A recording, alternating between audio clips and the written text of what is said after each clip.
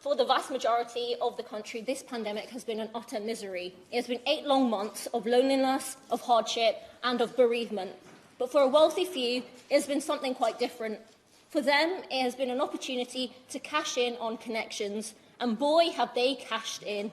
Take, for example, Conservative donor David Mellor, someone who has donated more than £60,000 to the party in the past decade, including thousands to the leadership bid of the Conservative MP for Surrey Heath, who now, of course, is the Minister for the Cabinet Office, the department that happens to be in charge of PPE procurement.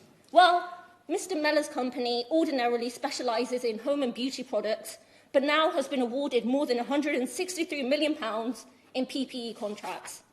That's nearly 10 times increase in its entire 2019 turnover.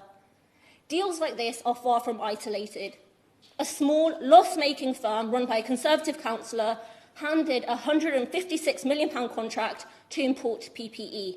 A company run by the former business associate of Conservative peer Baroness Moan handed £122 million in a PPE contract just 7 weeks after it was set up.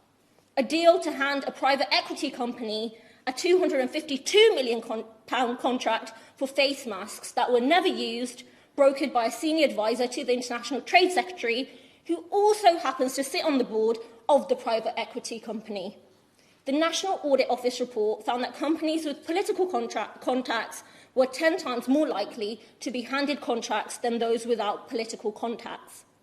Chair, the newspapers describe these dealings as chimocracy. They've also called it cronyism. Well, I think if it was happening in another country, they would call it by a different name.